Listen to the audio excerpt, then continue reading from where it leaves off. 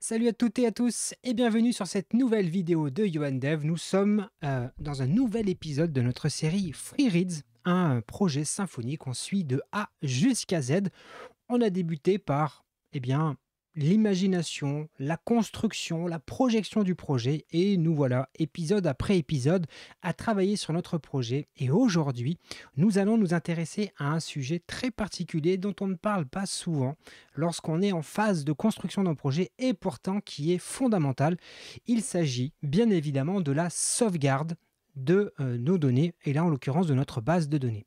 Et donc nous allons aujourd'hui mettre en place un système de sauvegarde qui va prendre les données de notre base de données, fabriquer une archive, la chiffrer et l'uploader sur un stockage objet de type S3 avec notre partenaire du jour que je vais vous présenter dans quelques instants. Vous le savez, on est sur YouTube. N'oubliez pas de liker, de commenter, de partager. Bref, c'est comme ça que vit une chaîne YouTube.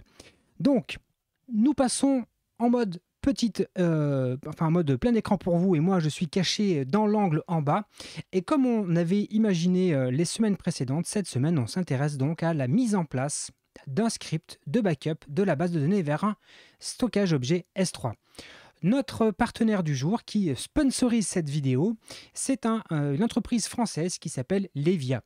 C'est une entreprise qui a été créée en 2019 pour répondre à une problématique qui est avoir un stockage souverain en France qui soit une alternative aux géants américains. On va parler évidemment d'Amazon S3 qui est le stockage objet que tout le monde connaît. Et donc, ils ont eu envie, en 2019, de se positionner face à ces géants-là. À ce moment-là, il n'y avait pas nécessairement d'alternative européenne digne de ce nom.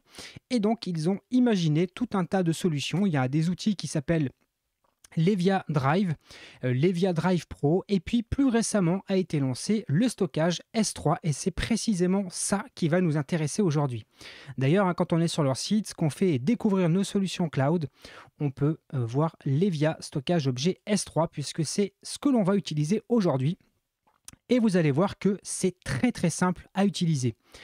Là où c'est vraiment très cool, c'est que vous pouvez vous créer un compte et tester gratuitement pendant 14 ou 15 jours la solution pour vous faire un avis. Et moi, je trouve que c'est plutôt intéressant. Cet outil, cet espace de stockage, il a un système de facturation qui est hyper clean. C'est 5,99 € hors taxe par teraoctet par mois, point barre. Il n'y a pas d'autres frais cachés. Il n'y a pas d'autres frais de sortie. Il n'y a rien d'autre. C'est clair, net et précis. Pour vous donner un ordre d'idée, c'est grosso modo 80% moins cher qu'Amazon, et c'est même encore moins cher que d'autres fournisseurs européens. Donc, ils sont vraiment positionnés à un prix extrêmement intéressant, avec quand même l'avantage principal d'être 100% souverain, c'est-à-dire 100% hébergé sur des serveurs en France. Je crois qu'ils ont 3 data centers en France sur lesquels ils ont leur système. Garantie la confidentialité des données, évidemment, ça c'est clair, net et précis. Qu'est-ce qu'on peut dire d'autre? Évidemment RGPD, c'est clair, net et précis. Donc vraiment, vous avez là quelque chose de hyper intéressant qui vous permet d'avoir une solution de stockage à bon prix. 5,99 € par Tera et par mois, vraiment, c'est pas cher. Pour vous donner une ordre d'idée, il y a des concurrents, par exemple Wasabi, qui sont à 6,99 €. Donc là, vous avez encore quelque chose qui est encore moins cher et qui est leur concurrent direct. Donc c'est vraiment très intéressant.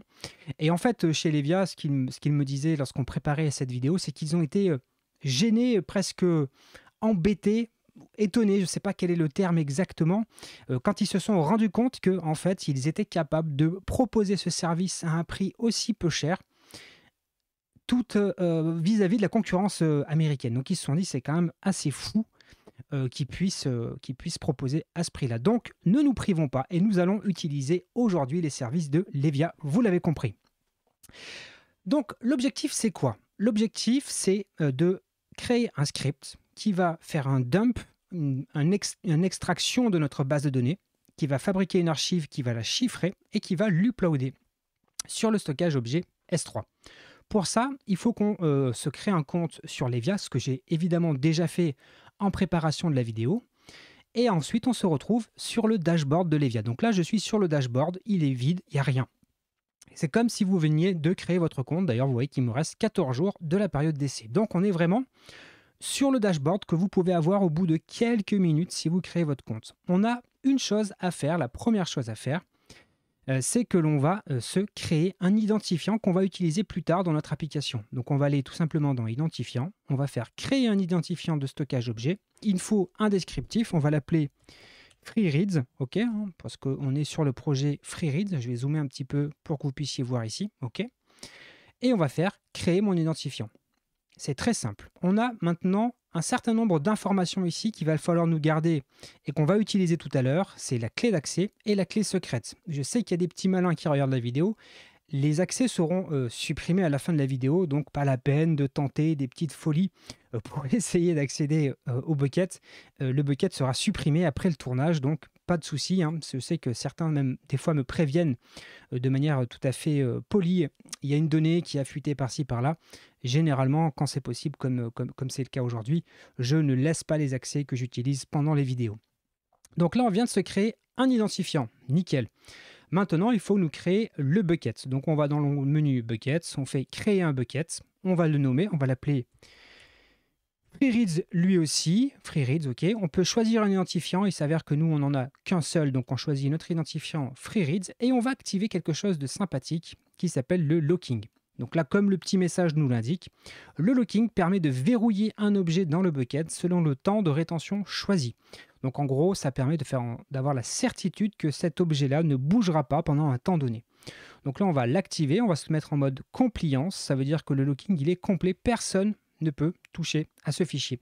Et on va lui mettre un délai de rétention de 30 jours, ce qui est un délai qui me semble tout à fait correct sur un backup.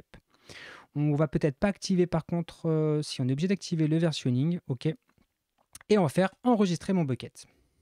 Et là, on vient de créer le bucket. Ça y est, c'est bon. Côté création, on a fini. Vous voyez, la vidéo a commencé il y a 7 minutes. Et on a déjà créé nos identifiants et créé notre bucket. J'avais déjà créé mon compte, mais très honnêtement, ça prend 1 minute. Donc vous voyez le côté extrêmement pratique de la solution. Maintenant, il faut qu'on s'intéresse au script qui va faire le backup. Donc pour ça, on va utiliser un ami incroyable, ChatGPT. Évidemment, c'est un outil que j'adore utiliser au quotidien et qui là s'avère pour ce cas-là précisément très intéressant. Alors attention, je vais quand même mettre des petits warnings et des petits triggers. Ne donnez pas de données confidentielles à ChatGPT, ne donnez pas de secret, ne donnez pas de clé d'accès, ne donnez pas de login, ne donnez pas de mot de passe.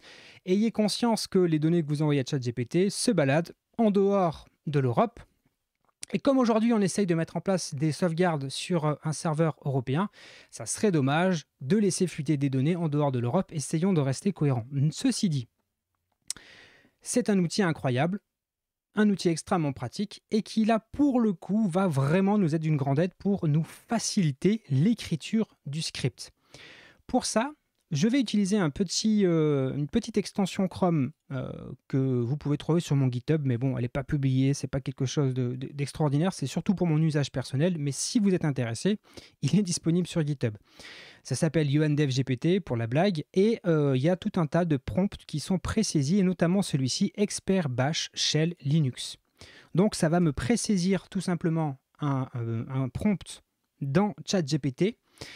Et du coup, je lui dis d'être dans une posture d'expert dans le shell et le bash Linux. De cette manière, je vais pouvoir lui poser des questions extrêmement précises sur l'écriture d'un script de sauvegarde et il va, logiquement, si tout se passe bien, parce qu'on n'est jamais à l'abri d'une petite hallucination de ChatGPT, il devrait être en capacité de m'écrire un script qui fait à peu près ce qu'on lui demande, à savoir, rappelez-vous, extraire les données d'une base de données, la compresser, la chiffrer et l'envoyer sur un stockage objet S3. Si possible, on va lui demander d'écrire des logs pour suivre précisément tout ce qu'il se passe. Alors, ce que j'ai fait, c'est que j'ai écrit un prompt pour le guider dans l'écriture de ce script. Je vais le copier-coller, mais on va le voir ensemble. Je lui dis quoi ? Je lui dis, je veux sauvegarder une base de données PostgreSQL vers un stockage objet S3. Donc, je lui dis tout de suite l'objectif. c'est important d'être très clair sur ce qu'on veut faire avec ChatGPT. Deuxième instruction que je lui donne, je lui dis je veux que tu configures le client S3 à chaque exécution du script dans un profil backup. Pour ceux qui ne connaissent pas la ligne de commande S3, on peut créer des profils. Et donc là, je lui dis de créer un profil backup et de mettre à jour à chaque fois le profil backup avec les identifiants, les clés secrètes et publiques qu'on va lui fournir. Je lui dis que ce n'est pas un S3 d'AWS, donc tu devras passer le endpoint dans la commande dupload avec obligatoirement le tag --endpoint URL. Donc ça, c'est propre à l'outil AWS S3 en ligne de commande. Ça lui permet comme ça de spécifier le endpoint qui n'est pas un endpoint Amazon. Ensuite, je lui dis quoi? Je lui dis que je veux que les informations de connexion du S3 soient toutes dans un fichier .env.local, ainsi que toutes les autres variables d'environnement sous la forme db underscore quelque chose, S3 underscore quelque chose, gpg underscore quelque chose. Ok? De cette manière, je lui dis qu'est-ce que j'attends dans mon fichier .env. Ensuite, je lui dis la base de données peut être sur un port spécifique, parce que lui, si je lui dis rien, il va mettre un port par défaut de PostgreSQL, mais dans la vraie vie, il se peut que la base de données ne soit pas sur un port par défaut. Je veux pouvoir le paramétrer. Je lui dis ensuite, je veux que toutes les actions soient loguées dans un sous-répertoire var log, comme dans Symfony, puisqu'on mettra le script à la racine de notre projet Symfony. Donc ça ira directement dans le répertoire log, pas de problème, c'est fait pour. Ensuite, je lui dis, dans un fichier, donc le log, dans un fichier au nom horodaté, donc le nom du fichier devra porter l'heure et la date d'exécution, avec les horodatages de chaque action. Donc je veux que chaque action, j'ai l'horodatage précis de l'exécution. Je lui dis, je veux que le dump de la base de données soit compressé et chiffré, GPG c'est un outil de chiffrage, et le nom du fichier horodaté, et que le script utilise le mot de passe avec export, PG password égale ça, cette petite commande, ça permet en fait d'utiliser le mot de passe de la base de données sans avoir à le saisir de manière interactive puisqu'on veut que le script potentiellement soit programmé pour s'exécuter sans action humaine. Et à la fin, je lui dis, je veux que tu supprimes le dump en local à l'issue du script parce que je ne veux pas que les dumps s'accumulent à l'endroit où le script s'exécute, ça n'a aucun intérêt. Donc on va demander ça à ChatGPT, on va voir ce qu'il va nous répondre. Donc là, qu'est-ce qu'il me dit? Il me dit que pour accomplir cette tâche, nous allons établir une série d'étapes que le script bash doit suivre. Donc, regardez déjà, première chose, il va charger les variables d'environnement. Donc, il va bien se baser sur le .env.local tel qu'on le lui a demandé. Ici, on configure le client S3. Donc, on lui donne le profil backup. Vous voyez, il nous a bien mis le profil backup tel qu'on lui avait dit. Donc, on paramètre l'access key, la secrète access key, la région. Ensuite, vous voyez qu'ici, il crée bien un fichier de backup horodaté. Donc, ça, c'est parfait. Il crée bien un répertoire pour les logs. Le log file, il crée bien le log avec la date. Et là, ici, cette ligne-là, il envoie le début dans le log file. Comme ça, au moins, comme ça, on sait que ça commence. Il exporte le mot de passe dans la variable d'environnement pour avoir le mot de passe. Ensuite, qu'est-ce qu'il fait? Il fait le dump, parfait.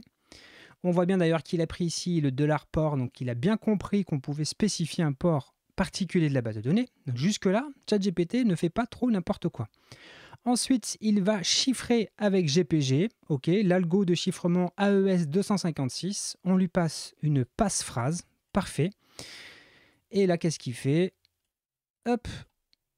Pourquoi je ne peux pas aller sur le côté? Ok.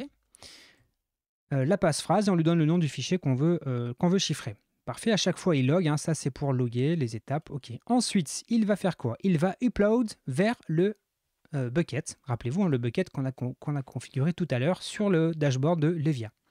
Donc là, nickel. Donc là, on fait un AWS S3 CP, ça permet de copier. On lui dit, tu récupères le fichier GPG qui est là, et tu l'envoies vers le S3. Donc on a le nom du bucket, le nom du fichier, on utilise le profil backup, jusque-là il s'en est bien tiré, et on lui donne évidemment le endpoint URL ici. Parfait. Donc a priori, il a fait notre boulot. Ensuite, qu'est-ce qu'on fait? On supprime le fichier de backup en local. Donc il y avait la version dump tout court, la version chiffrée, donc il supprime les deux. Et ensuite, il fait quoi? Il met fin au backup, enfin en tout cas, il dit que c'est la fin du backup dans le fichier de log et il unset la variable d'environnement PG password. Donc on est franchement pas mal. Ce qu'on va peut-être lui demander, écoutez, on va déjà copier ça, on va aller venir le mettre dans notre projet. Il faut juste que je crée la merge request, que je n'ai pas fait tout à l'heure. Donc ici, on va faire créer la merge request. Hop. Je me l'assigne. Ici, rappelez-vous, j'aime pas laisser ça comme ça. Je suis mon propre reviewer et je vais créer la merge request. Donc là, c'est juste pour me créer la merge et la branche qui va avec. Je vais copier la branche ici. Je vais faire un git checkout de cette branche-là. Qu'est-ce qu'il me fait? Ça finit comment le nom de la branche? Parce que je crois qu'il m'a enlevé un caractère S3 ici. OK. Par contre, il ne va pas la connaître. Il faut que je fasse un git pull avant. Git pull et on va faire un EE. Voilà. Donc là, il récupère, il bascule sur la bonne branche. OK, nickel. Donc on va se créer à la racine ici un petit fichier qu'on va appeler tout simplement backup. OK. .sh. D'ailleurs, je n'ai pas écrit backup comme il faut. On va faire hop, backup.sh, dans lequel on va mettre évidemment pas le nom de la branche, ça n'a aucun sens. On va aller voir notre ami ChatGPT, on va copier le code ici. On va coller ça ici, parfait. Et maintenant, il faut qu'on set toutes les variables d'environnement dans le .env.local. Donc ce qu'on va faire, c'est qu'on va lui dire ici, peux-tu me donner le template du .env.local. Comme ça, il va me donner les références. J'aurais plus qu'à les renseigner, mais au moins comme ça, ça me donne, oui, ça va être facile à copier-coller. Donc ça va être parfait. Ça va nous simplifier la vie. Donc là, il est très sympa. En plus, il commande tout ça. Donc ça, c'est très bien. Ça, d'ailleurs, on va le mettre dans le .env tout court parce que ça va être le modèle. Et puis, on va le mettre dans le .env.local en local pour tester notre fonctionnement. OK. On copie ça. Dans le .env tout court, on va le mettre ici pour historique, pour modèle, pour ceux qui récupèrent le projet.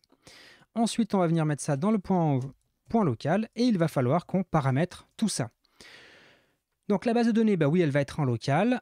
Sur le port, alors attendez, sur le port 6432, ok, donc on va déjà démarrer notre stack Docker. Ok, donc là la 6432 est déjà utilisée sur mon poste, donc on va mettre la 7432, c'est pas grave, hop, voilà, 7432. Donc, ok, oui, il démarre, ok, donc ici, localhost, sur le port 7432. Le nom de la base de données, elle est dans le Docker Compose. Ici, elle s'appelle app. Donc on va mettre ici app. L'utilisateur, je crois de mémoire, c'est app. Hop. Utilisateur app. Le mot de passe, c'est change me, comme ça là. Hop. On va mettre ça dans notre .env. Donc ça, c'est pour lui permettre de faire le dump de la base de données. Maintenant, il faut qu'on paramètre le client S3. Donc là, on va aller sur Levia ici. Et on va copier. Donc le endpoint, c'est s3.levia.com. Donc c'est très simple. Donc on va modifier ça ici. On va mettre ça ici comme ça. Le nom du bucket, c'était FreeReads. FreeReads. Donc le nom du bucket, c'est FreeReads. Est-ce qu'il y a une région? Je crois qu'il n'y a pas de région. On va marquer juste FR. Mais je crois qu'il n'y a pas de région. Ensuite, l'access key. Pour ça, il faut aller sur l'identifiant. Donc la clé d'accès, copier. La clé d'accès, elle est là. Je la colle ici. OK. Et la secret access, c'est ce que je vous disais tout à l'heure. N'essayez pas de l'utiliser. Vous allez la voir, mais elle sera inactive dès la fin de la vidéo. Voilà. Je la colle ici. Et enfin, il faut là une passphrase pour le chiffrage des données. Donc là, bon, comme c'est pour le test, on va marquer FreeReads test backup S3. Évidemment, dans la vraie vie, mettez quelque chose de beaucoup plus solide. Donc là, si on a fait tout ce qu'il faut comme il faut, logiquement, notre script devrait être en mesure de faire un dump, de la compresser, de la chiffrer et de l'upload. On va tout de suite tester ça. Dans notre petit terminal, on va faire un bash backup.sh et on va voir si quelque chose se passe mal. Là déjà, on a une demande de clé secrète, ça m'embête. Donc on va dire à ChatGPT que GPG, donc c'est GPG, GPG me demande une passe-phrase. Je ne veux pas. On va voir. OK. Vous pouvez utiliser l'option batch qui permet d'exécuter en mode non itératif et l'option passe-phrase. OK, on va faire comme ça. Vous voyez, parce que nous, on veut pas avoir à besoin de le faire. Donc, on va juste modifier cette petite partie. Vous voyez l'intérêt de ChatGPT dans ce cas-là, quand on est assez précis sur ce qu'on veut faire, eh ben, ça nous permet logiquement d'adapter tout à fait précisément notre script au fur et à mesure. OK, on a fait la modif. On va essayer à nouveau de lancer notre script. Donc là, on voit les messages de pgdump, qui est l'outil de PostgreSQL pardon, pour faire un dump. Et on a bien ici le message qui dit que ça a été bien upload. Logiquement, s'il a bien travaillé dans le répertoire var log, il a dû nous créer, et c'est le cas, il en a plusieurs, il nous a créé un fichier de log, donc le dernier 21h34 ici, 32 ici, c'est là, nickel. Vous voyez qu'il nous a bien redaté comme on lui avait demandé. Donc là, on a le début du backup, début du dump, fin du dump, début du chiffrement, fin du chiffrement, début de l'upload, fin de l'upload, début de la suppression du fichier dump en local, suppression du dump en local terminé, fin du backup. Donc là, on a un log qui est plutôt pas mal. Maintenant, regardez ce qu'on va faire. On va aller sur notre dashboard Levia, on va aller dashboard et on va faire hop, un petit coup de rafraîchissement et vous allez voir que logiquement, et bien cette fois-ci, maintenant, regardez, on a un objet qui a été upload et qui utilise alors 28,7 kilooctets. On est tranquille avec notre Teraoctet à 5,99 €. Donc, on va le lancer une deuxième fois hein, pour que vous puissiez voir que ça fonctionne bien. Donc là, il fait ce qu'il a à faire, il dump, il upload. Et à nouveau, si on revient ici et qu'on rafraîchit, on va en toute logique avoir... là, on a un objet... est-ce qu'il y a un petit temps avant que ça se rafraîchisse ici? Bucket, deux objets. Oui, je pense que c'est juste que sur le dashboard, il n'a pas eu le temps de se rafraîchir encore. Mais ici, on voit bien qu'il a deux objets. Donc ça, c'est nickel. Est-ce que si je rafraîchis sur le dashboard, il l'a? C'est peut-être pas en temps réel. Hop, hop. Qu'est-ce que je fais, moi? Je fais pas la bonne touche. OK. Donc sur notre bucket, on a bien nos deux objets, on voit bien que ça pèse 57,3 kg. Donc si je le lance allez, une troisième fois, soyons fous, je le lance une troisième fois, vous voyez bien que notre script est complètement autonome. Hein. Quand il se lance, il fait son taf. D'ailleurs, je ne vous l'ai pas montré, hein, mais on a bien à chaque fois ici un petit script, un petit log pardon, qui vient loguer l'exécution. Le dernier ici, 21h35 et 41 secondes. Pas de problème, on a bien les traces que tout se soit bien passé. Et là, si je rafraîchis, ben, vous allez voir qu'on a dû passer, je ne sais plus si on a 3 ou 4 objets, voilà, 3 objets qui sont disponibles ici. Maintenant, on pourrait essayer de demander à ChatGPT comment est-ce que je peux lister les objets stockés sur le bucket. Donc on va lui dire, écris un autre script permettant de lister, les objets des précédentes sauvegardes. Ça va nous permettre de voir ce qu'il y a stocké sur le stockage d'objets du bucket que nous avons créé et que nous avons utilisé depuis tout à l'heure. Donc là, on voit qu'il fait pareil. Hein. Il va chercher les variables d'environnement dans le point local, il configure le client S3, il crée un répertoire de log s'il n'existe pas, il nous crée un fichier de log spécifique à la demande, il nous dit qu'il débute la liste des sauvegardes, il liste les objets, il les écrit, j'imagine, ici, dans le fichier de log, et ici, il nous dit que c'est la fin. Donc, on va prendre ça, vous allez voir, ça va logiquement marcher presque du premier coup, je pense. On va l'appeler list.sh. OK, voilà. Je vais coller ce script et on va l'exécuter. Donc là, si on fait list.sh, il va prendre son petit temps. Et si on va voir le fichier de log, donc dans var, log, list backup, ben vous voyez qu'on a bien ce qui nous intéresse ici. On a le début de la manœuvre, le listing des objets. On a bien nos 3 objets qui sont ici. Et ici, on a la fin du listing et la fin de la sauvegarde. Donc, on voit bien que ça a bien fonctionné. La preuve, on peut, allez, soyons fous, on peut faire un nouveau backup, pas de souci. Il fait son dump, il fait son upload. Et on peut redemander un nouveau listing. Et là, vous allez voir qu'il va bien y avoir 4 nouveaux objets. Si j'ouvre le nouveau, ici, fichier de log, il y a bien 4 objets qui sont apparus. Donc, vous avez vu qu'en moins d'une demi-heure, avec l'utilisation du stockage objet de Levia, comme vous avez vu, hyper simple à mettre en œuvre, hein. Il a fallu, honnêtement, je pense que vous créez votre compte et vous pouvez, moins de 5 minutes après, vous êtes en train de l'utiliser. Donc c'est vraiment incroyable. Rappelez-vous, un stockage en France garantit que les données sont confidentielles.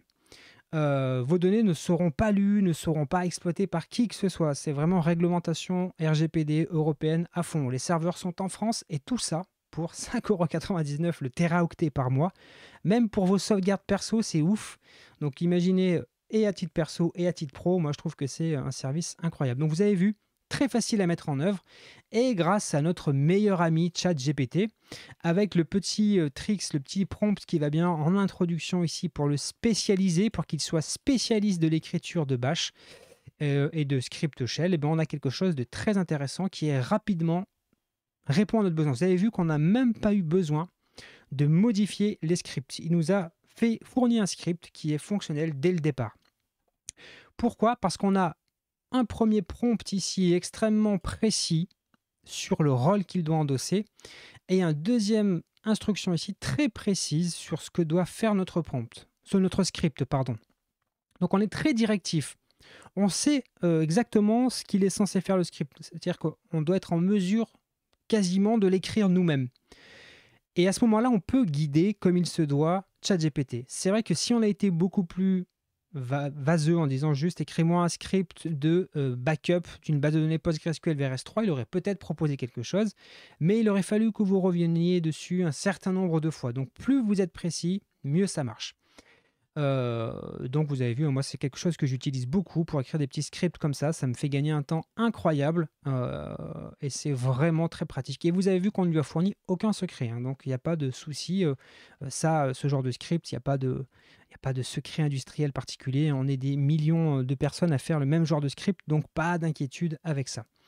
Et comme vous l'avez vu, hein, encore une fois, et je vous le redis parce que vraiment, ce sont les partenaires de cette vidéo, mais c'est aussi, pour moi, ça a été l'occasion de découvrir leur service que je trouve vraiment cool et que je vais très probablement utiliser à titre personnel pour faire des backups de mes fichiers chez eux.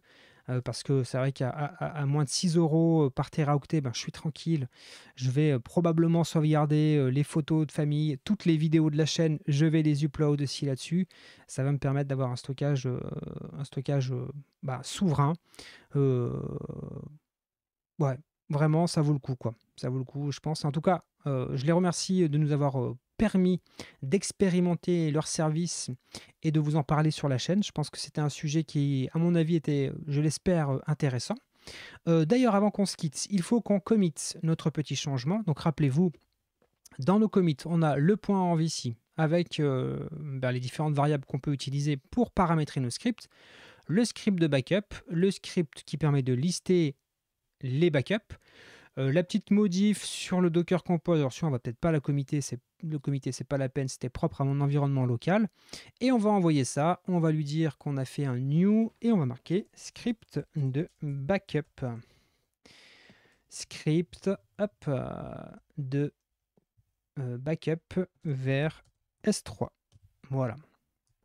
On commit nos petits changements, on push ça vers GitLab. Et on va se rendre gentiment sur notre tableau de bord GitLab. Il est là, parfait. Notre merge request va venir s'alimenter des fichiers qu'on vient de pusher à l'instant. Donc si on va dans le change, on voit bien le point env, enfin le template du point env, nickel. Le script de backup, il est là, nickel aussi.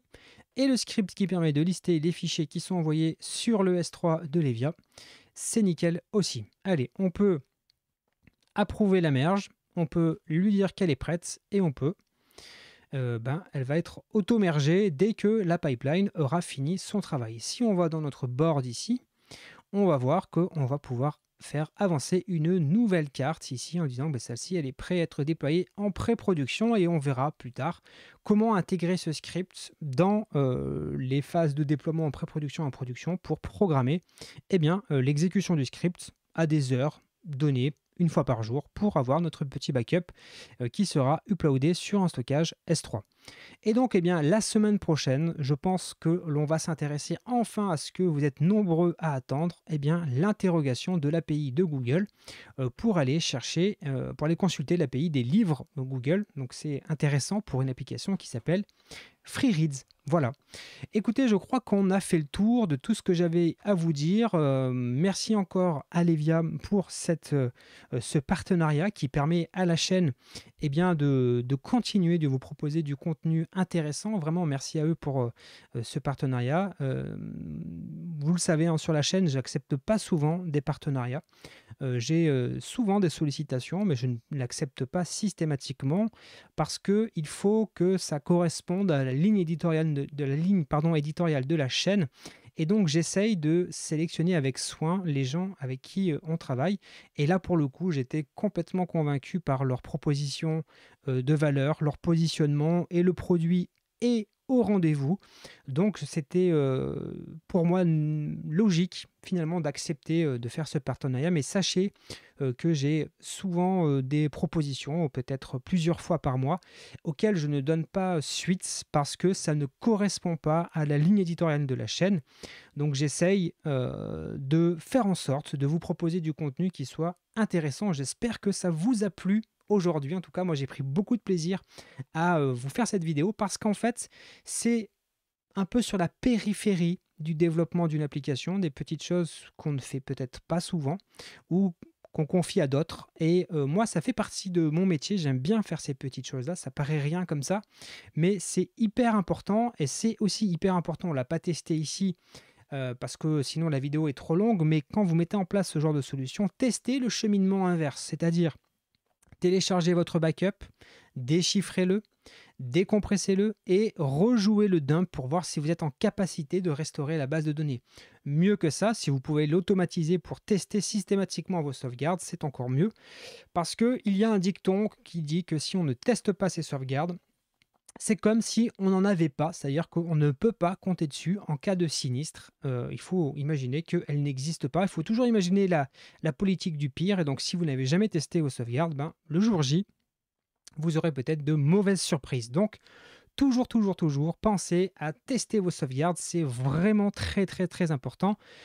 Je ne pense pas qu'on parlera de ça un jour sur la chaîne, mais si vous travaillez dans des systèmes d'information, dans des DSI, si vous avez, je ne sais pas, vous travaillez dans une start-up qui monte un SaaS, les mots PRA, les mots PRI devraient être des choses très importantes pour vous. Un plan de reprise d'activité, plan de reprise informatique, ce sont des termes en tant que développeur qu'on n'aborde pas souvent et pourtant qui sont fondamentales.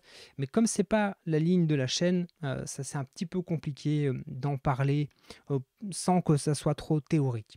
En tout cas, merci bien à toutes et tous. N'hésitez pas à liker, à commenter, à partager. Merci Levia encore pour le partenariat. Et moi, je vous donne rendez-vous la semaine prochaine pour une nouvelle vidéo. Salut!